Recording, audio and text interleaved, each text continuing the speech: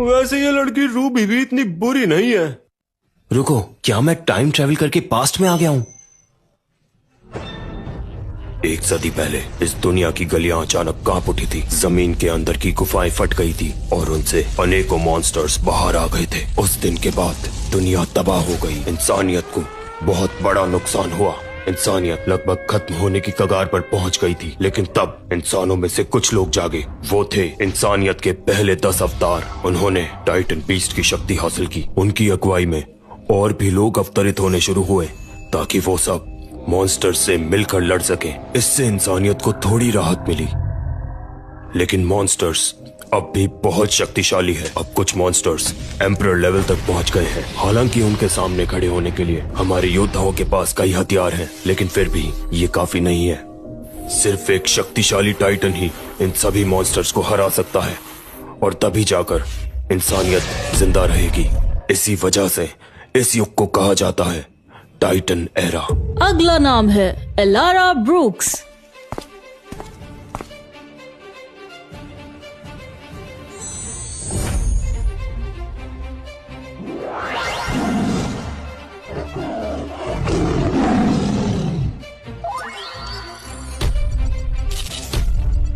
क्या इसका टाइटन तो एक स्वॉर्ड टाइगर है?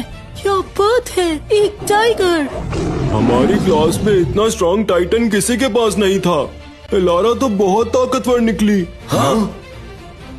तुमने देखा ना, वो मेरी सगी बहन है। अब बताओ कौन तंग करेगा मुझे? मैंने सुना है तुम्हारी बहन का बॉयफ्रेंड लियाम है। वो स्कूल का टॉप स्टूडेंट है। उसकी तो किस्मत ही चमक गई। वो किताबी कीड़ा लियाम अच्छे मार्क्स लाने के अलावा उसमें कोई खास बात नहीं है। वो मेरी बहन के लायक हो ही नहीं सकता। अब तक का सबसे ताकतवर टाइटन। तो ठीक है लियाम, अब तुम्हारी बारी। देखो देखो, वो स्कूल का सबसे बड़ा जीनियस है। पता नहीं उसकी शक्ति से कौन सा टाइटन जाग जाए। मुझे इतना पता है कि वो टाइटन भी बहुत ताकतवर होगा। ठीक से करना, मुझे शर्मिंदा ना होना पड़े। ये लड़की मेरी गर्लफ्रेंड है। इतना एटीट्यूड, इतने नखरे तो मैंने अपने माँ बाप के भी नहीं उठाए।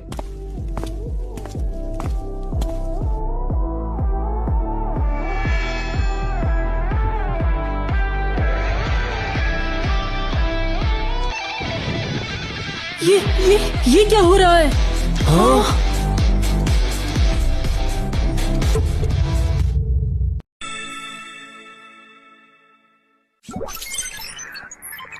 अरे, इसे F क्लास रैंक मिला है, लेकिन ये तो क्लास का जीनियस था। ऐसा कैसे मुमकिन है? बहुत बड़ी बड़ी बातें करता था ये तो, और अब देखो इतने कमजोर टाइटन को जगाकर सबके सामने एक जोकर बन गया। मेरी तो हंसी नहीं रुक रही है। ये तो क्लास का टॉप जीनियस हुआ करता था ना। इसकी बस बातें ही बड़ी बड़ी है, दर्शन छोटे हैं। इसे 10 कैलेमिटीज टावर मिला है। इसके बारे में तो कभी नहीं सुना। लगता है टाइटन्स का बचा कुचा कचरा इसे मिल गया।